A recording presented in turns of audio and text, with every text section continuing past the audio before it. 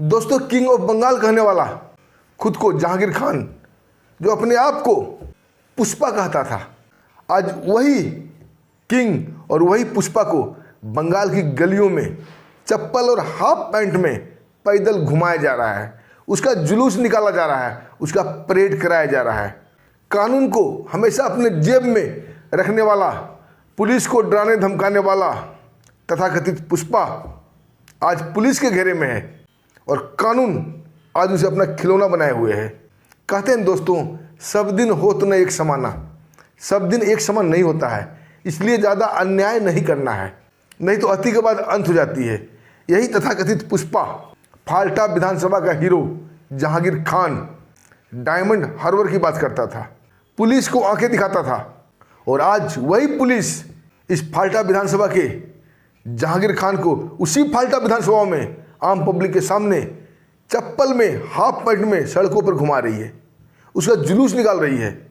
आपको याद होगा दोस्तों, जब आईपीएस अजय पाल उर्फ सिंघम उत्तर प्रदेश से फाल्टा आया था, वहाँ का चुनाव ऑब्जर्वर बनाया गया था, उसने सीधे सीधे जाकर फाल्टा में इसके घरवाले को समझाया था कि बता देना जहांगीर खान को, लोगों को डरा रहा है, धमका रहा है, मारने पीटने की बात करता है, बता देना ये कायदे में रहेगा तो फायदे में रहेगा।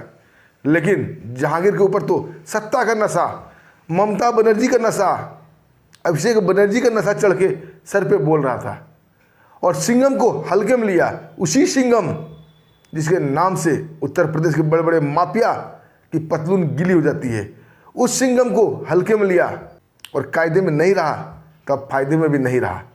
4 मई को जब रिजल्ट आया और भारी मतों से भाजपा की विजय हुई तो ममता बनर्जी तो पगलाई गई और इसके साथ साथ इसे जितने हमसे चमचे बेलचे थे सब पागल हो गए। और ये डायमंड हार्बर की बात करने वाले ये फाल्टा के जहांगीर तो घर द्वार पर ताला लगा के भाग ही निकला, अपना बोरिया बिस्तर समेट के नेपाल भाग गया। नेपाल के काठमांडू में सूत्रों के मुताबिक दोस्तों, वहाँ पर इसने फ्लैट भी खरीद लिया और अपने परिवार बाल बच्चों को ले जाने के चक्कर में था। वहीं एडमिशन तक की बात हो रही थी कि बाल बच्चे नेपाल में रहेंगे, वहीं पढ़ेंगे, लेकिन इसके पीछे कानून पड़ा हुआ था और कानून से भागना इतना आसान नहीं है दोस्तों। और इसी फाल्टा के हीरो जहांगीर खान को कानून ने नेपाल बॉर्डर पर एसटीएफ, जो बंगाल एसटीएफ थी, इसे धर दबोची। और जैसे ये खबर बंगाल के लोगों को पता चला, फाल्टा के लोगों को पता चला, तो फाल्टा के लोग इतने उग्र हुए, इसके घर पर, इसके ऑफिस पर हमला बोल दिए, तोड़ फोड़ मचाई। ये वही लोग थे जिसे जहांगीर ने हमेशा दबा के रखा था, डरा के रखा था। ये वही बंगाल वाले थे जिसे घर पे जाके जहांगीर धमकी देता था कि टीएमसी के अलावा किसी को वोट दिया तो तुम्हारे घर में घुसकर बलात्कार करूंगा। और आज आम पब्लिक ने बीच सड़क पर कानून के सामने इसका बलात्कार कर दिया। दोस्तों, टीएमसी के इतने बुरे दिन आ गए हैं। इलेक्शन हर स्टेट में होते हैं और पक्ष विपक्ष हर स्टेट में होता है, हार जीत तो चलती रहती है, आज कोई पार्टी तो कल कोई पार्टी। लेकिन जो हालत बंगाल में हो रहा है, आज तक दोस्तों न देखने को मिला न सुनने को मिला। हर जगह हार जीत हुई, किसी कोई मतलब नहीं, हार स्वीकार किया, बोला ठीक है जनता ने हमें जनादेश दिया, अगला बार हम जनता की सेवा करेंगे, फिर से आएंगे, बात खत्म। सत्ता पक्ष वाले बोल दिए कि जनता ने हमें चुना है, हम जनता को पहला अहमियत देंगे, बात खत्म। लेकिन बंगाल में टीएमसी तो टूटी ही नहीं, पिघल के बह गई।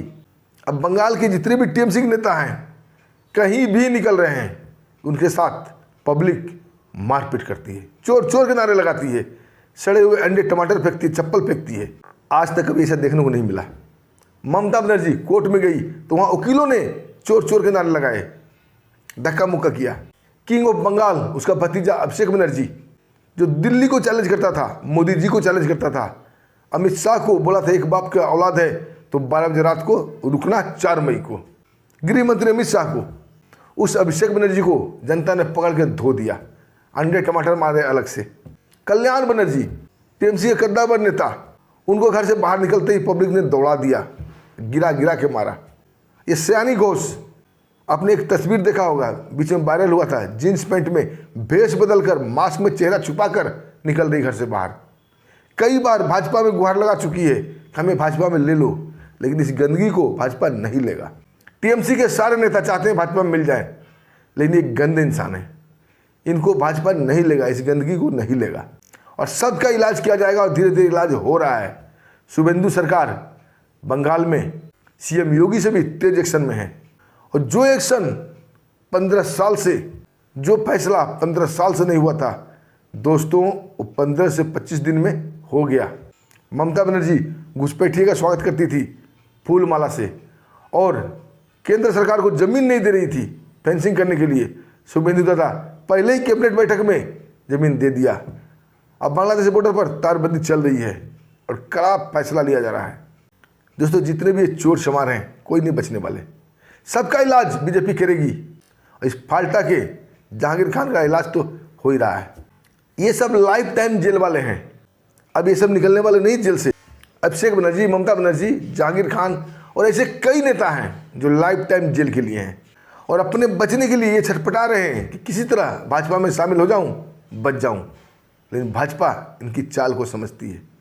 अजय पाल ने पहले ही समझाया था कायदे में रहोगे तो फायदे में रहोगे, लेकिन ये लोग समझे नहीं क्योंकि सत्ता का नशा सर चढ़ के बोल रहा था। गुंडागर्दी का आलम ये था दोस्तों, इन्होंने पूरे बंगाल पर कब्जा कर रखा था। ये सोचते थे मैं कभी हार ही नहीं सकता, दिल्ली को चैलेंज करते थे, लेकिन जब खेल बिगड़ा ना दोस्तों, सीधा आकाश से पताल में चले गए।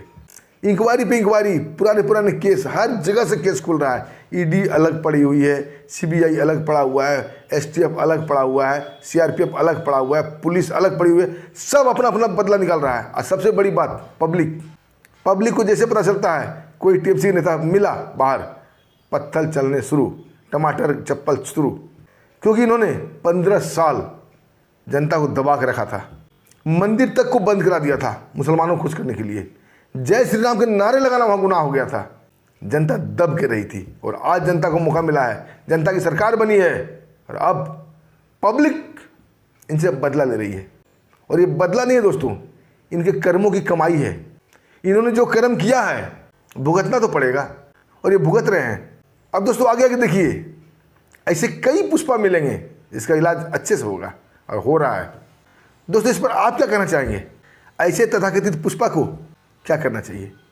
और दोस्तों इसी के साथ हमें आज्ञा दीजिए, फिर एक सच्ची खबर के साथ मिलते हैं। तब तक के लिए नमस्कार, जय हिंद, जय भारत।